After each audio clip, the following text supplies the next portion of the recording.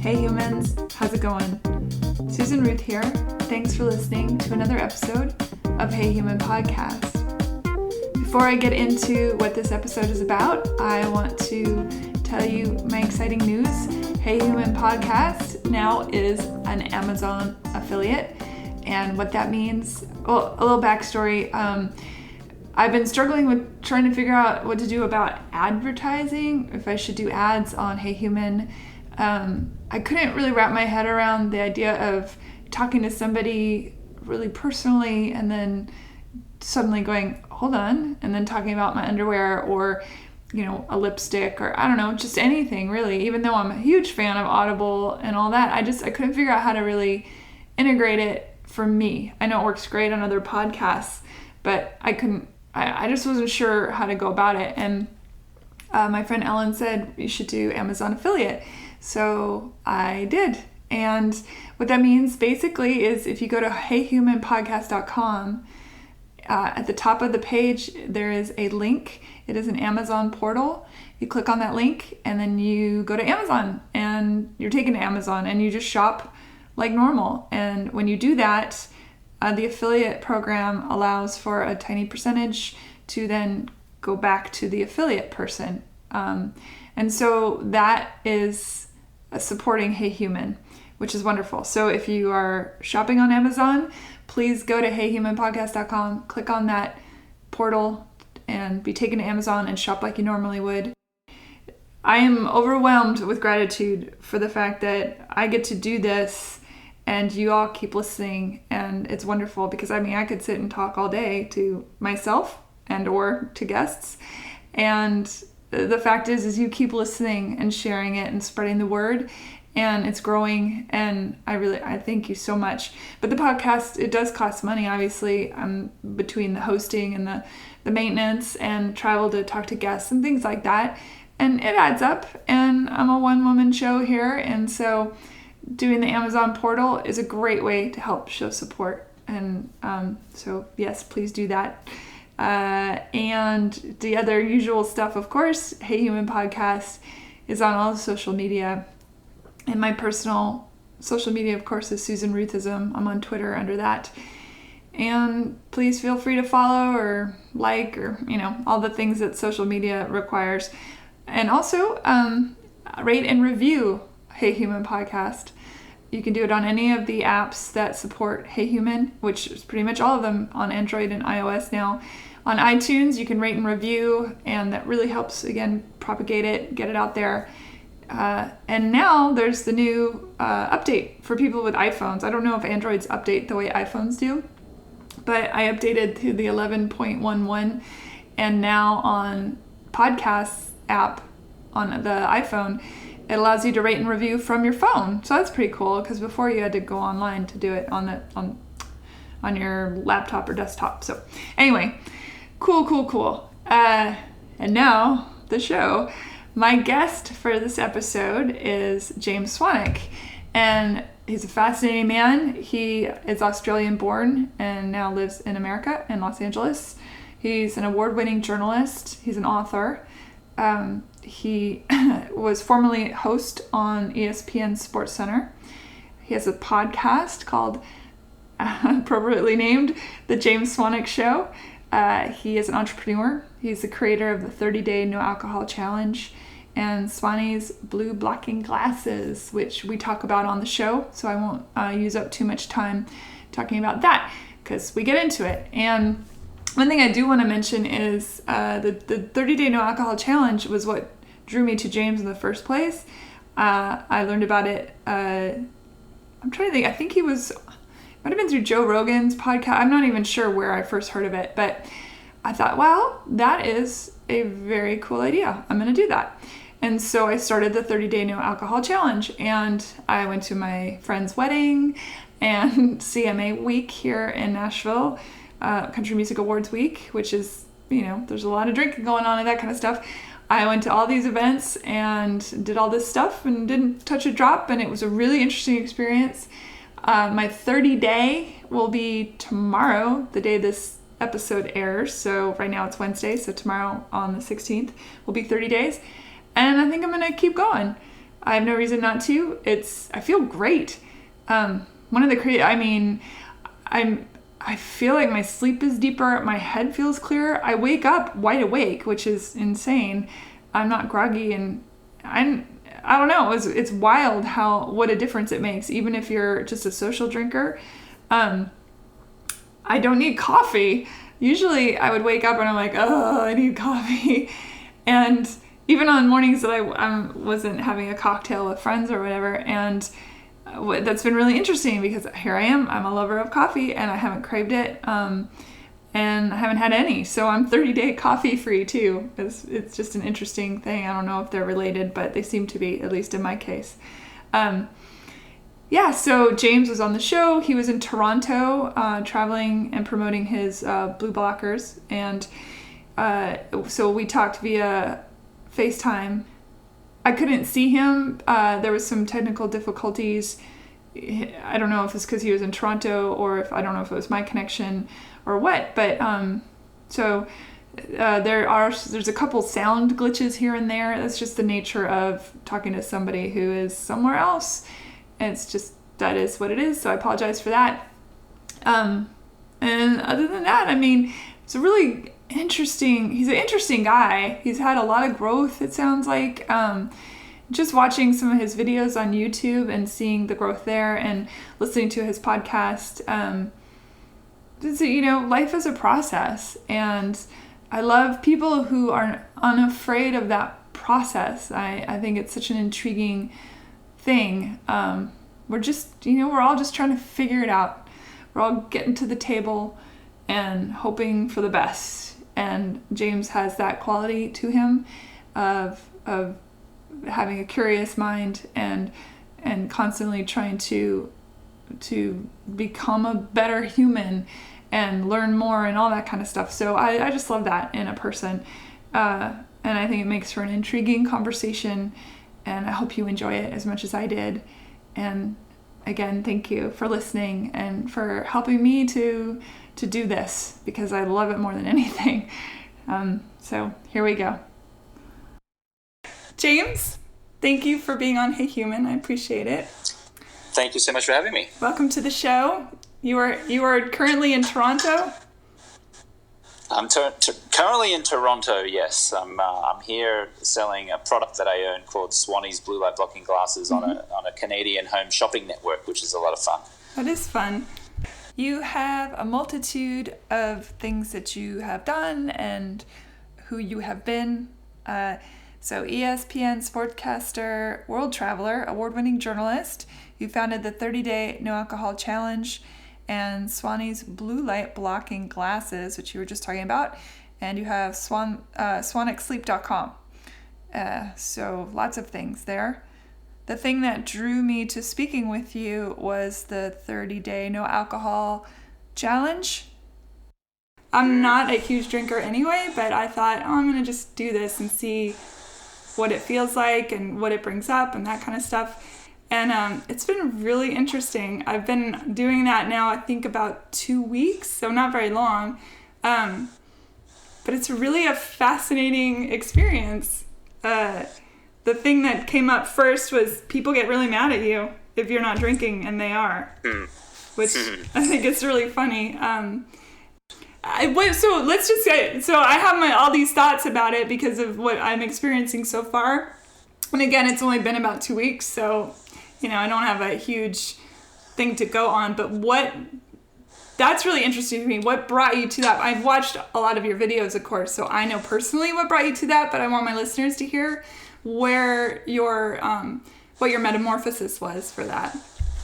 Yeah, well, I'm 42 as we're recording this now, and for the first 35 years of my life, for I guess 20 years of my adult life, I was a social drinker. I would go out midweek and have a few beers or a glass of wine with dinner, and on the weekends I might drink a bit more when I was watching football with the guys, and some weekends I'd get drunk, but for the most part I was just a social drinker, had a couple drinks or a few drinks midweek and a little bit more on the weekend. But what I found was that I woke up one morning when I was 35 and I just felt ordinary. Like, you know, the feeling where you're just like lethargic and tired. I'd put on a little bit of weight. I had some wrinkles starting to develop around my eyes. My face looked a bit weathered.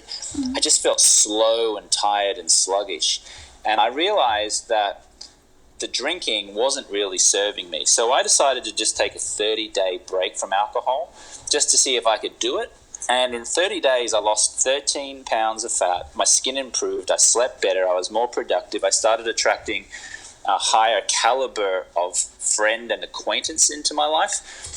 And at the end of 30 days, I went, I wonder if I can go 40 days. And then I got to 40 and I felt amazing. And I started going to the gym and lifting some weights. And then I said, maybe I should see if I can do 50 days. And I got to 50 and I just kept going and going and going. And it's now been 7.5 years since I had a drop of alcohol.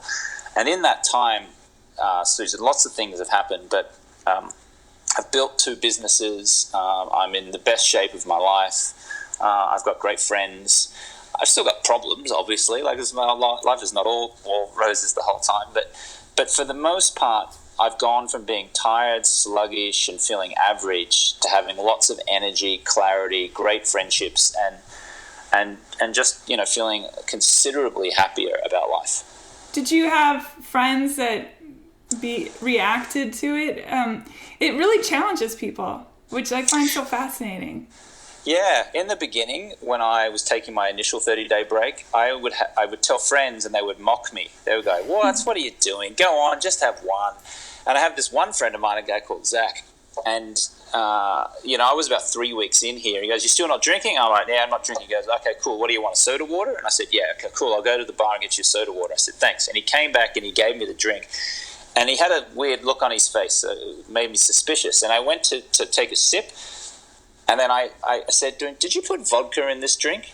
And he went, "Yeah, I did." And he was literally trying to sneak vodka into my drink, and he thought it was funny, and I didn't think it was funny at all. I mean, I was really irritated, and like you said, it gave me this. It made me understand that not drinking can really affect a lot of other people. It can stir something up inside of them that maybe they don't really want to face. But ironically, fast forward 7 years to just 2 weeks ago, Susan, the same guy, Zach, text messaged me and goes, "Hey man, it's been 62 days since I've had a drink. I've lost 20 pounds. I feel amazing." And I'm like, it took 7 years for him to come around. Wow, that's incredible. Well, good for him too. Great for him, yeah. Yeah, like I said, I'm not a big drinker, so I thought, well, this will be interesting because it probably won't affect me that much. And the weirdest thing, I think, aside from people making their little comments and stuff, was the fact that I realized it is certainly, even if you're not addictive, it's really habitual.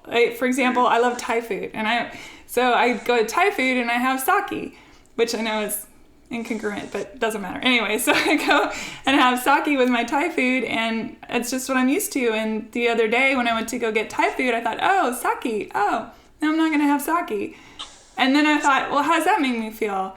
And I started thinking about that, and I realized how much we hang our hat on alcohol, even if we're not big drinkers, like what it stimulates emotionally for us, like, oh, that brings me joy from it. Alcohol's fun. I have a good time. I'm the creator of a program that's called 30-Day No Alcohol Challenge, and the members, all the people around the world who've taken that course, they always tell me the same thing, and that is that drinking is so ingrained in our society and in our culture. For example, if you go to a wedding, well, you have to toast the bride and groom with a glass of champagne, right? You have to drink champagne at a wedding.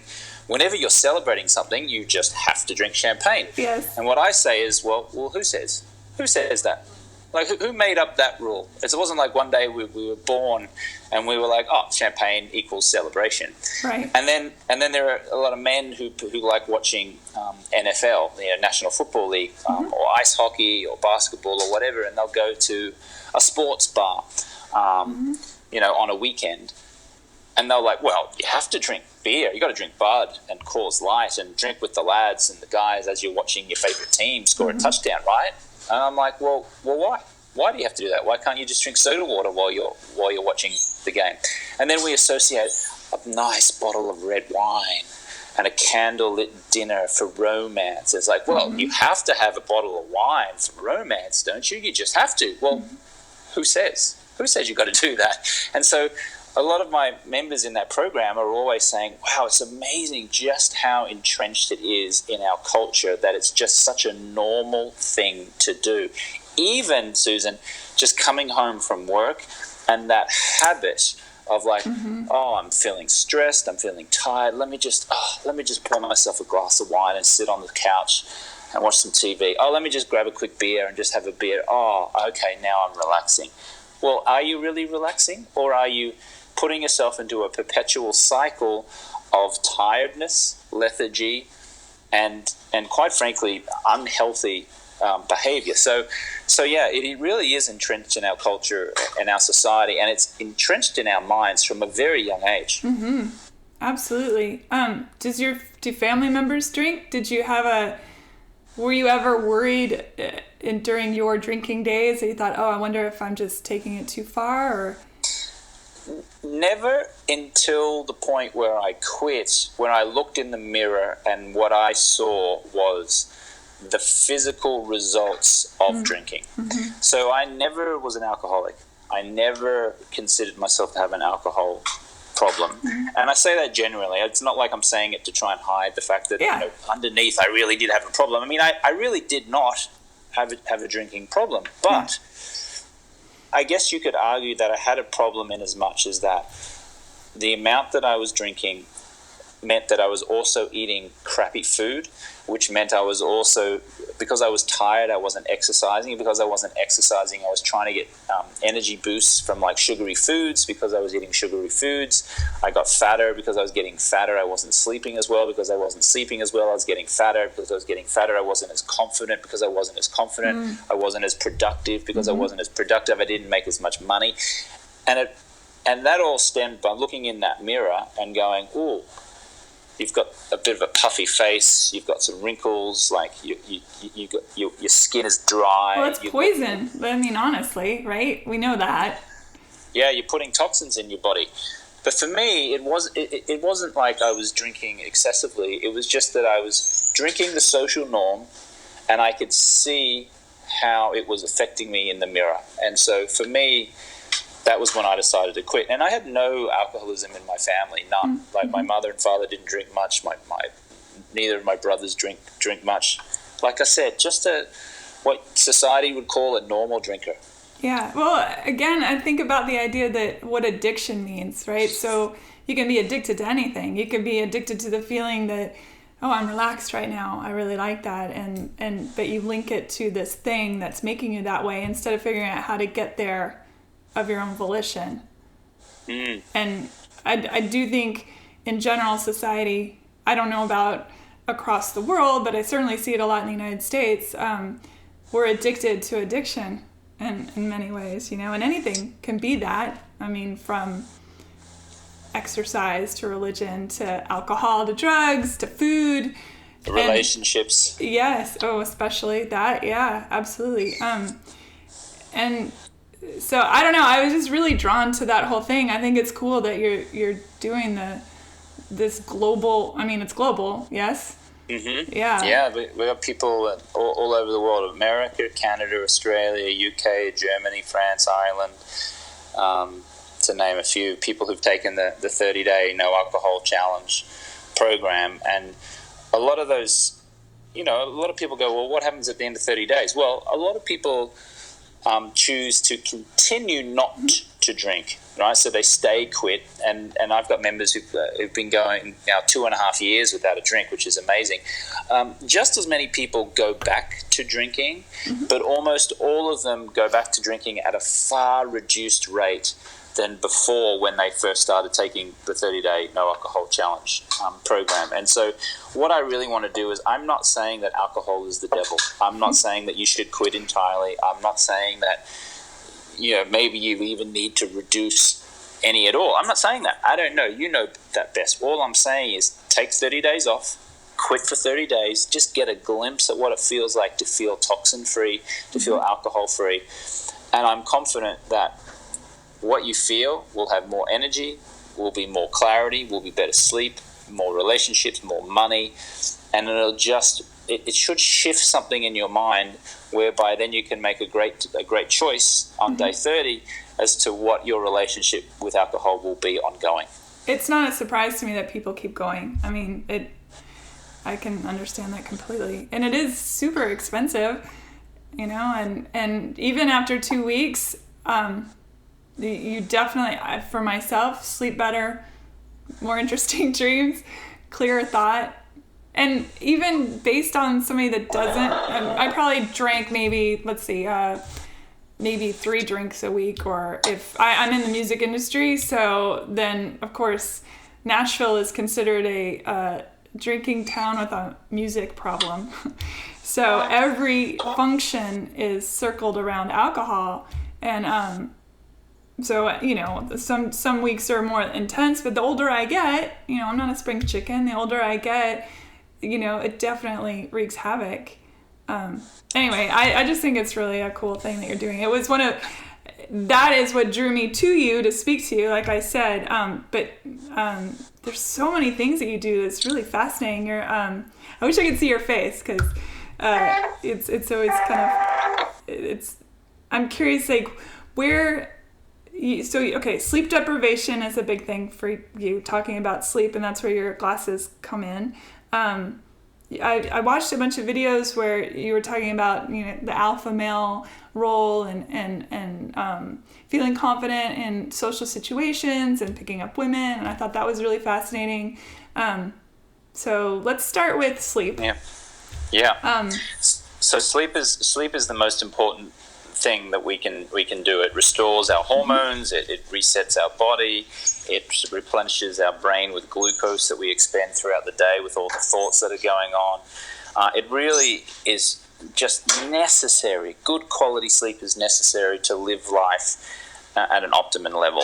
And you would probably know this, Susan, if you don't sleep well, if you're dragging yourself out of bed and you're tired and you're lethargic, then that shows up in many areas of your life. Maybe it puts a strain on your relationships because you're just a little bit irritable with your husband or your wife or your children. You don't do as good a job at work, and so you don't get a promotion, which can cost you money.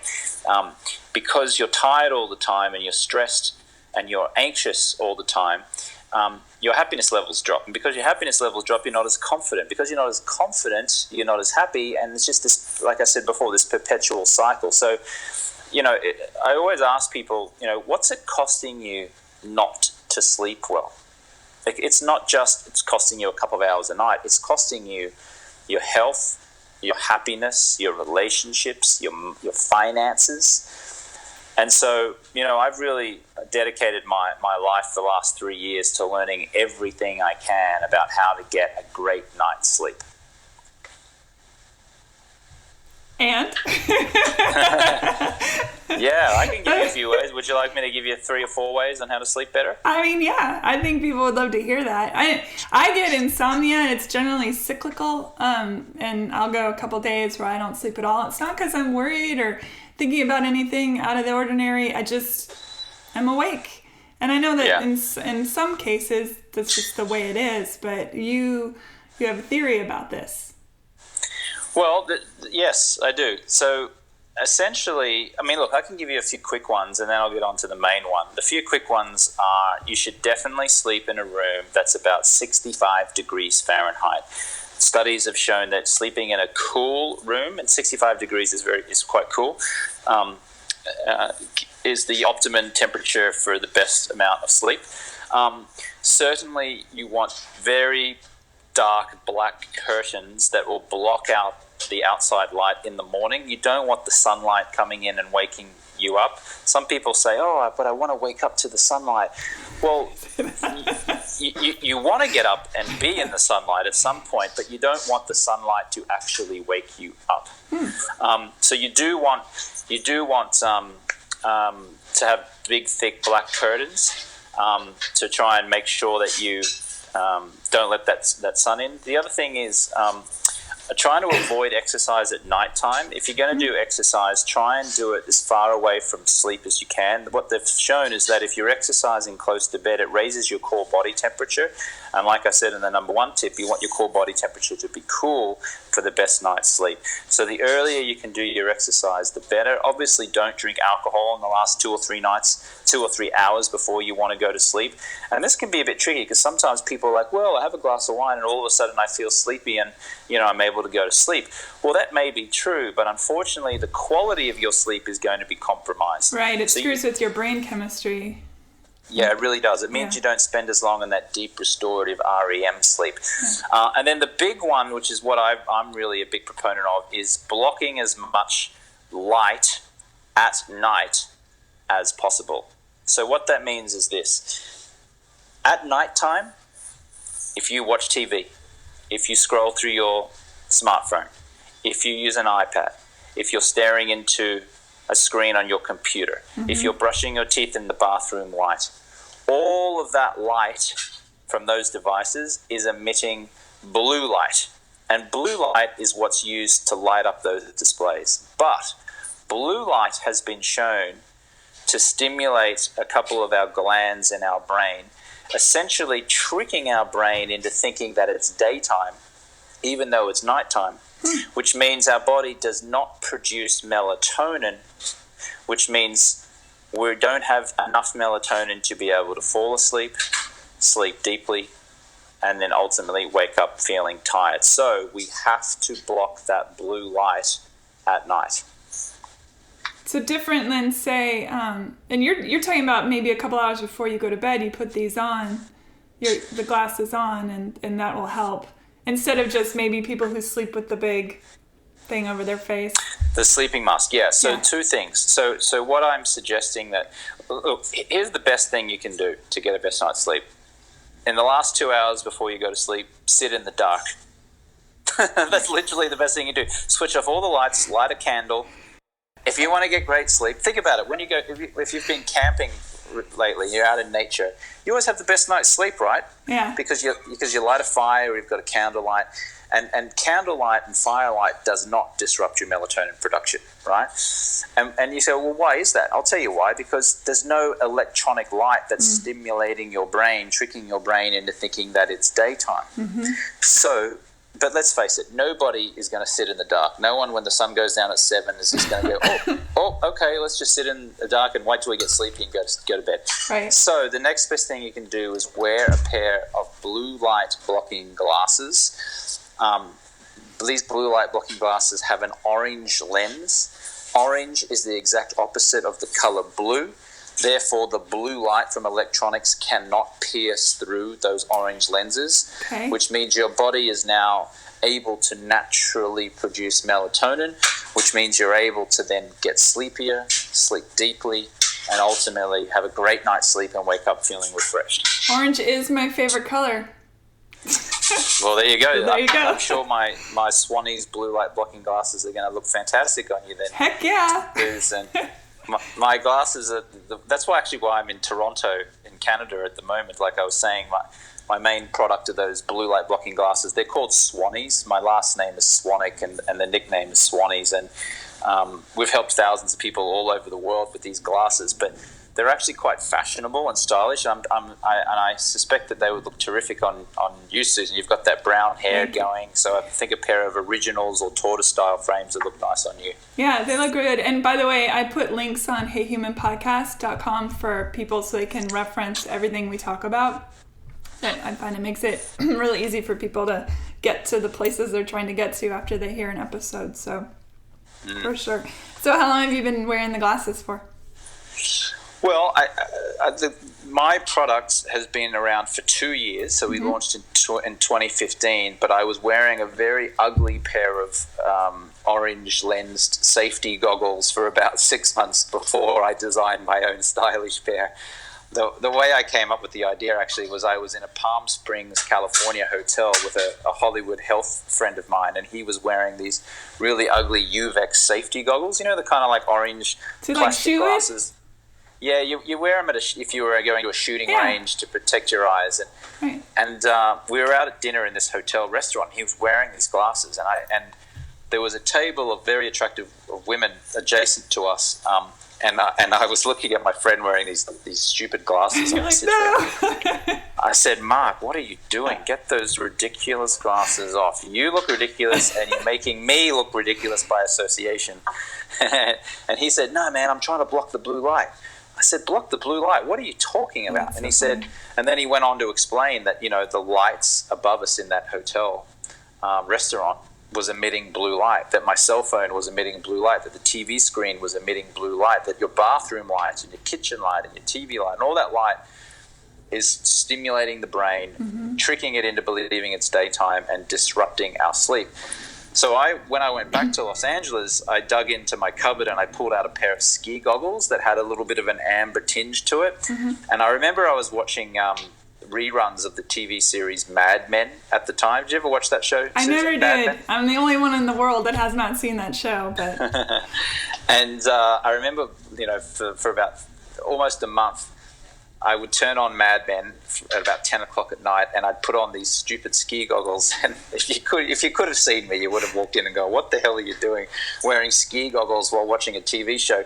But what I found is that it was very effective. My sleep actually was, I got sleepier quicker, and when I finally took the goggles off and went to sleep, I slept deeper. And then I realized, after 30 days or so of waking up of using these things, that I was actually sleeping a lot better. The problem is that I didn't want to go out in public wearing a pair of ski goggles on my face. So that was when the idea hit me. I had to put the orange lens into a very stylish Ray-Ban-esque kind of frame. Excuse me. Where I would feel inspired to want to wear them, and then ultimately thousands of sleep sufferers around the world would want to wear them and look fashionable and stylish too.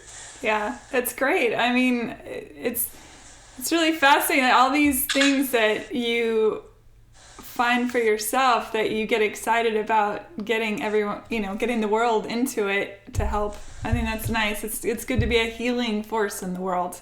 I totally agree with the hot room thing. I cannot, when the room is too hot, it is the worst. And I swear to God, it gives you nightmares. I don't know if that's actually a thing, but it seems like whenever a room is really warm, I have bad dreams. Yeah, being warm and being, trying to sleep when you're warm, it just makes you toss and turn in the night. Because, all the doctors and all the studies are showing that a cool body temperature is what helps you sleep the deepest. So, I grew up in Brisbane in Australia on the East Coast, and some of those December, January, February nights, which, with a Southern Hemisphere summer, were just brutal. And I remember sweating during the night and just being really uncomfortable and waking up feeling so tired because that I'd had a poor night's sleep. So if you can get an air conditioning and get it down to 65 degrees, and it'll feel chilly, it will feel chilly. But if you can do that, you will sleep a lot deeper. All those years, my dad kept turning down the thermostat. He was right. Yeah, he was smart. My dad would get so mad at us kids. He's like, "Who keeps turning this back up?" All right, I'm sorry. Go ahead. Yes. I was just going to say, it's funny. I was in Park City, Utah recently, and it was in January. The Sundance Film Festival was on, and it's freezing cold outside. There's these brutal snowstorms. It's super cold. But you know what people do when they live in the snow? They turn up the heater in their home, and it's hot and sweltering sometimes. You're in the freezing cold, all rugged up, and then you open the door, you go in, and then you have to take all the clothes off because it's hot inside. But what I did was, I tried to sleep the first night in this guest house that I was in, and the thermostat was up so high that it was just too hot. Even though it was cold outside and I could see the snow, it was just too hot inside.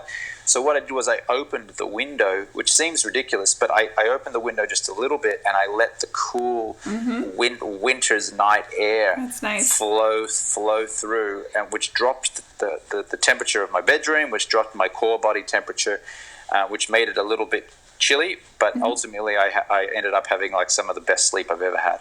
Yeah, there's nothing better than a window open while you're sleeping. It feels so good.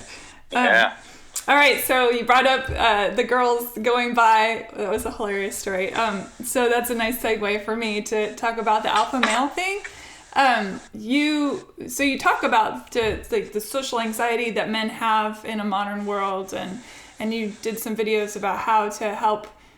I mean, they were really geared toward men, I would say. Is that fair?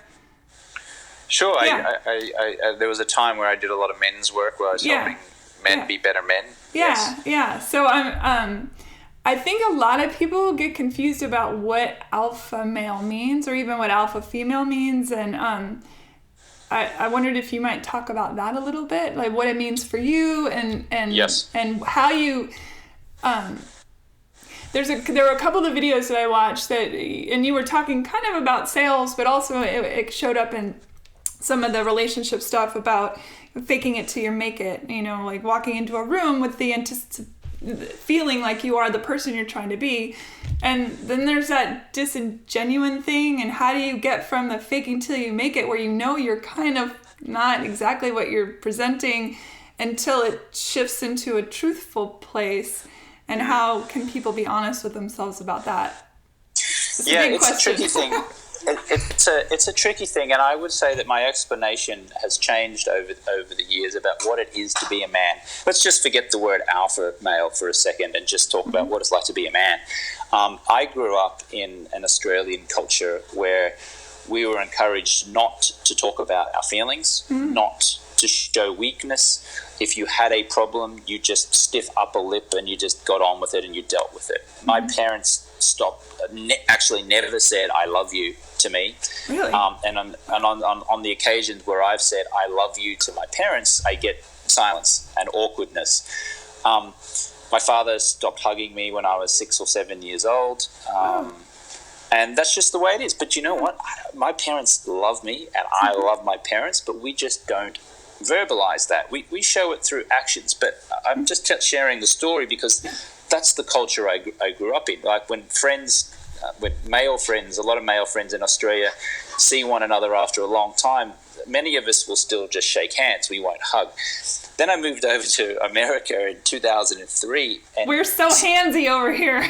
Oh my goodness me! I was like, I went to a Tony Robbins seminar and called Unleash the Power Within, and he's like, hug the person to the left of you, hug the person to the right of you, give the person in front and behind you high fives and tell them that they're awesome. And I'm like, what the hell is going on? This is like American cults going on here. And then even when I joined the Los Angeles Rugby Club, which you would think would be filled with what I perceive to be alpha males, big strong guys tackling one another. Even they were like wanting to hug me and like, hey man, how you doing, bro? And they're like giving me hugs. And I'm like, what? This is so peculiar. And so, I've had to really do a lot of work to even feel connected or to show vulnerability and to ask for help from either other men or from women. And having this stiff upper lip and having this kind of like, I'm just a strong man and I'm going to get on with it, it's actually cost me romantic relationships, quite frankly, because initially what I found is women I've been romantically involved with have initially been very attracted to this alpha male persona that I had developed, which is strong and like tough, and there's a level of attraction from that. But then ultimately what happened was my inability to then go deep with vulnerability and to be connected and to share feelings ultimately caused that attraction to fade and the disintegration of some of those romantic relationships. So I've recognized that, and I've been doing considerable work to try and open up and have deeper, more authentic type of conversations. But I will say that it's not an easy topic and subject for men in particular, because when we're born and we're grown up, men are taught, be strong, be powerful, go out there and hunt, kill the prey, just take care of business, whereas women are more encouraged to, like, you know, to share and to be empathetic and to go deep. But unfortunately, like, when we get into adult stages and into our adult life, those things that we were encouraged not to do as a kid, ironically, are the things that we probably need to do more of in order to feel happier in our life and more connected. Yes. Did you find, since you were raised in a household, well, everybody loves differently. We all have different ways that we feel love and give love. And a lot of times, of course, in relationships, those aren't always sympathetic to each other, which is where all the problems arise. But since you were raised in a culture and a family that wasn't super touchy and wasn't forward with the I love yous and things like that, when you first started learning to be like that, was it visceral, like, ugh, this is terrible, or were you? Yeah, it was awful. It was the awful. worst thing. Yeah, it was terrible. It was awful. It's still awful. I mean, I just 2 days ago I was in New York and I finished a self-development course called Landmark Forum, and during that program they get you on, like, the first and second night to go to your hotel or wherever you're staying and phone people in your life to either say, I forgive you, or to ask for forgiveness, or to have some kind of deeper type of conversation. And so just these last 3 days, I phoned my mother, my father, my youngest brother, an on-again, off-again romantic interest I've had, and a friend of mine that I felt the need to apologize for something that I did 22 years ago that he didn't know about. So I came clean on something I did 22 years earlier. And then, you know, it was super awkward, terrible, just awful doing it. But ultimately, in hindsight, the conversations ended really, really well. And now my father has committed to having a less surface level type of relationship with me. My mother has committed to talking through more with me about things that are going on in my life other than just what I'm doing. So, you know, I don't know if you ever speak to your parents, but it's like, what have you been up to? What are you doing? How are things? But we don't really have conversations like, how are you feeling? Like, how do you feel about that? We don't have those type of conversations. Well, I think it's quite common for kids to have one parent that they have one particular relationship with, and then the other parent 100% different, which is fascinating in its own light. And then you said you have a couple brothers. I have 2 older brothers. I'm the baby. So my relationship with my parents is super different than my older brother's relationships. So it's very weird. It's such a lovely thing to hear, though. I think that's a great idea for anyone to do. To reach out to people and say, hey, this is on my mind, or this is something I want to do and talk to you about. And it's so scary, though, for people. It's a lovely idea, and most of us will not do it. I mean, I had to pay, $1,000 to go to a program and have someone force me to do it just to make those calls, you know. So it's all well and good for you and me to go, oh yeah, everyone should just call someone and have an awkward conversation. The truth is, it's very hard. Well, the truth is, most of the people listening to us now are not going to do it. I mean, I wouldn't have done it just from listening to a podcast episode. Like I said, I needed to pay money, be put in a room, have someone yell at me and tell me to go and do it in order for me to do it. So well, that's kind of one of your things. I know that you've said that a few times on things that I've watched, that when you pay money for something, then the commitment is there, you'll do it. Where, like, hiring a trainer versus just going to the gym. No one kicks your ass the way a trainer kicks your ass. You know, you're paying somebody to make you cry, kind of thing. Yeah, it's true. It's totally true. And it makes all the difference. What I found is that when I pay attention. And when I don't pay and I get things for free, I do not pay attention. Mm-hmm. I wish I could walk through life and get things for free and have breakthroughs and do great things and all of that kind of stuff. But ultimately, the most effective way I've found is if I pay someone to coach me or mentor me, then I really pay attention, then I really take action. I get held accountable and I take the action.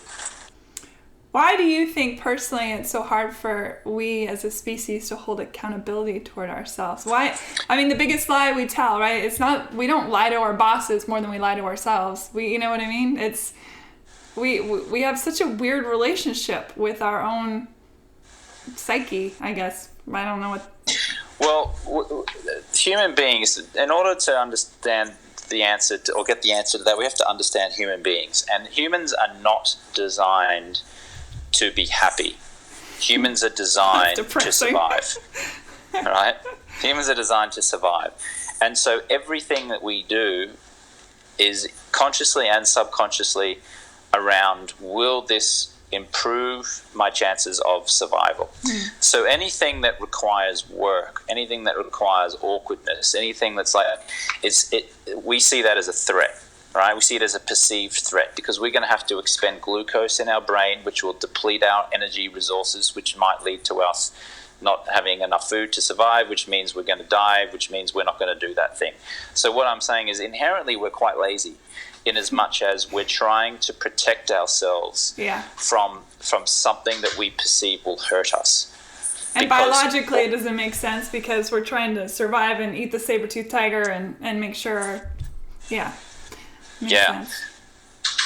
So people who struggle with anything like, procrastination, for example, it's because there's some resistance there. It's all because there's something stopping you from doing it because we perceive it to be a threat to our survival. So, that's why it's really courageous for people who go out there and have tough conversations or take the extra step or really push through. We as a species admire those people, don't we? Because we know just how hard it is to get through that mental obstacle of taking that action. So, it's unfortunately this is the way life is. Like I have biceps because I go to the gym and I lift weight, right? And the more I lift that bicep, the more I apply pressure, the heavier that weight that I put pressure on that arm, the bigger my bicep is going to get, the stronger that bicep is going to get. It's the same with everything in life. The more that you have awkward conversations, the more you work that muscle, the easier and the stronger it becomes to have those type of conversations. I agree. Fear is a big motivator too, though. I think people are very, very afraid to be vulnerable in this world. And we have huge amounts of money being poured into making people feel like crap about themselves. And, there's no advertising agency that wants you to feel good about yourself, right? I'm curious, like in Australia, is it like it is here where the media and everything is perpetuating that fear thing, that self-loathing thing? Is it the same or? Well, in marketing, if you're trying to sell products, then obviously you're always trying to hit on people's pain. I mean, I'm here at the shopping channel in Canada, and all of the products are aimed at women who are 55 years plus, and the top selling products are age-defying skin creams. Literally, I saw the sales numbers from the show today because I was on selling my Swannies blue light blocking glasses, but I saw all the other products they were selling, and the top sellers were all around beauty and women's fear of aging before their time. Yeah. So literally, the top selling product was age-defying skin tightening cream. And so all, they had a model in there, and they had one side of her face, and they zoomed in really closely, and they focused on the wrinkles and the crow's feet and the bags under the eyes. And this woman was probably in her late 50s. And they're like, oh, can you see here? Can you see how that skin's really dry and you've got those wrinkles there? But look, if we put this cream on this side of the face and we rub the cream in on this side, look at the way that those wrinkles just disappear. It just smooths it out. And this is age-defying cream. This is just going to take 10 years off your look. And people are like, yes, buy. Women are sitting at home going, yes, I want that because I don't want to look old. I want to look younger. I want to look more youthful. Right. So yes, in selling and in marketing, we're saying, look at the pain. Here's the pain. The pain is you're going to look old before your time. The pain is that you're aging. The pain is that you will lose your beauty and your looks. Yeah. So if you don't want that, well, you'd better buy this product that will reverse the signs of aging, which will make you look younger, which will make you feel better, and so forth. So yeah. So I think it's I think it's universal. It's not just an American thing or Australian thing or a UK thing. That's the way the world works. You see our politicians doing it, like fear and avoiding pain, if you have to only watch any kind of news television program, and the main stories are never like, oh, this wonderful thing happened today. It's always like, this terrible thing happened today. You bet. Yeah. It's interesting. And that's because we're so in tune to danger too, from like, because we're trying to survive. Yeah. We're trying to survive. And so we're in tune primordial to danger and bad things more. That to us hits us emotionally more because our whole being is about survival. So for you, where did your, I know we're kind of running out of time, so I won't keep you for too much longer, but where did you hit that moment where you went from, I mean, you're a good-looking man who has had a lot of success and you've done really well, you're good with women, as you were saying, all this stuff. At what point were you like, okay, that's fun and that's a good thing, but then you turned your focus to the health and wellness and mental, soul, all that stuff. How did that hit you? Yeah, it started to hit me in my mid-30s. I'm 42 now. So the last 7 years, I would say I've been on a self-development journey of trying to redefine myself and find out who I am and why I do the things that I do. And I've only just scratched the surface, Susan. Like I'm like I mentioned, I was at a self-development program the last few days. I have a psychologist that I speak to once a week. I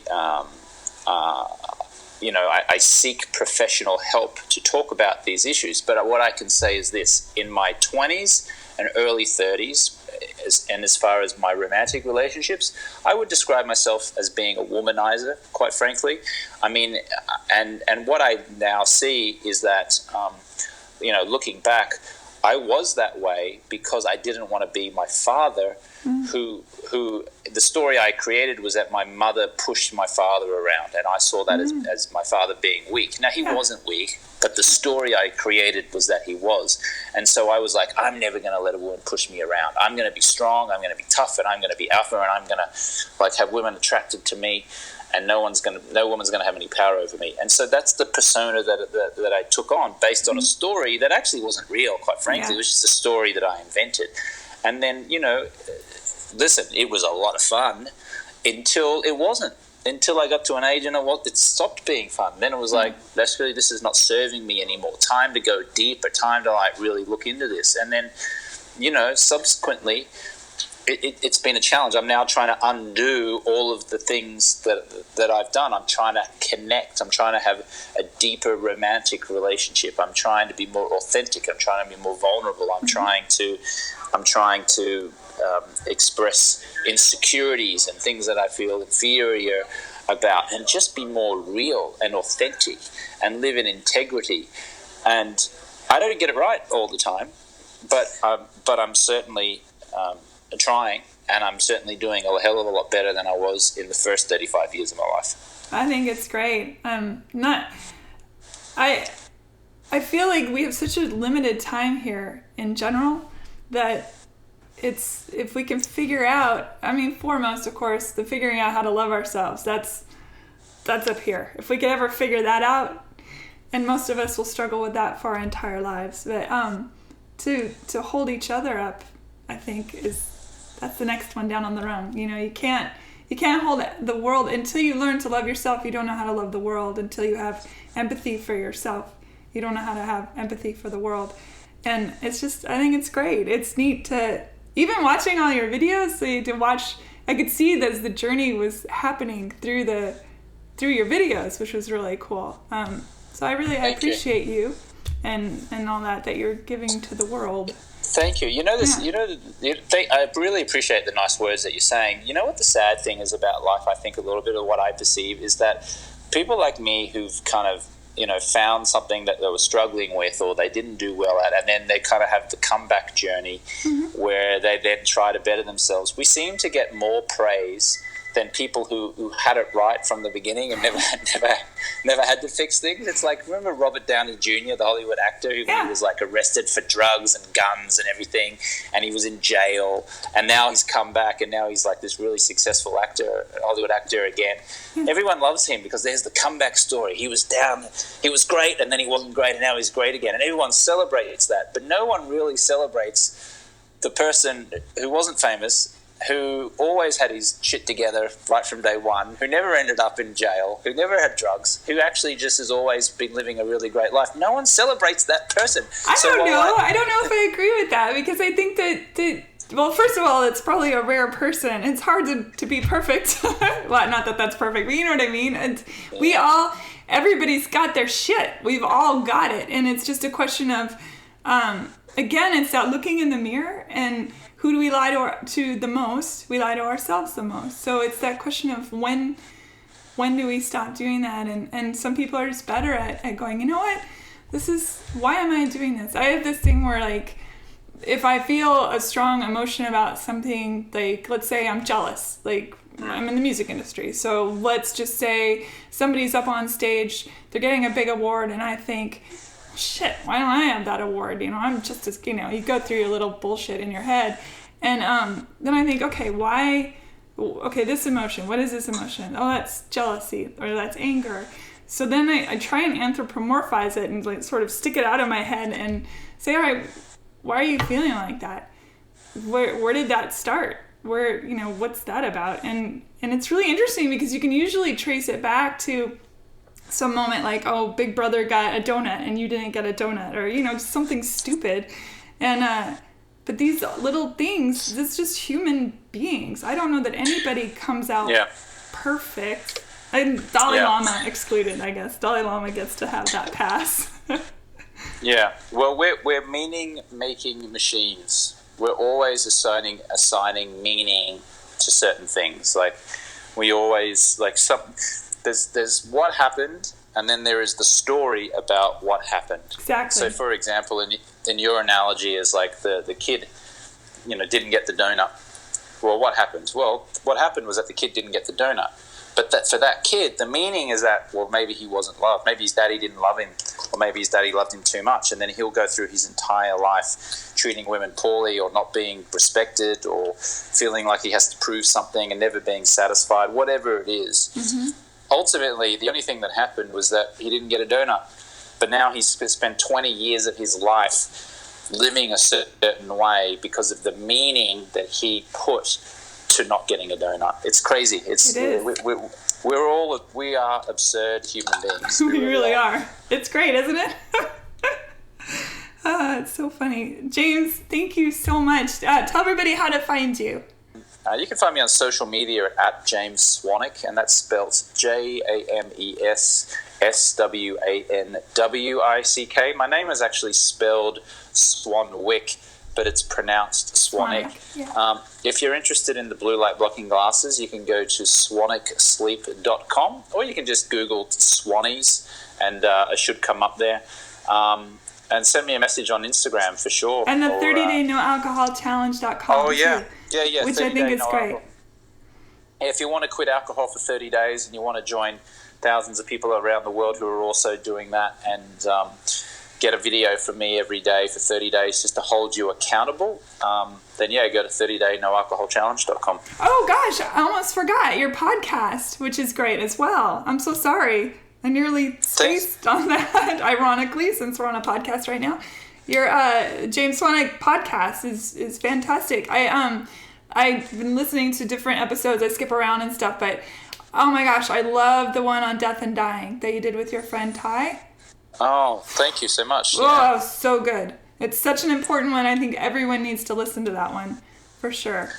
Thank you very much. I appreciate that. Yeah, you can subscribe to my podcast. It's called The James Swanwick Show, and you can find that in iTunes. And I do a lot of stuff about life and business and productivity and happiness. And I just like to interview people that I'm interested in and talk about topics that I'm interested in. It's changed over the years, so I get it. Yeah, you can check it out there.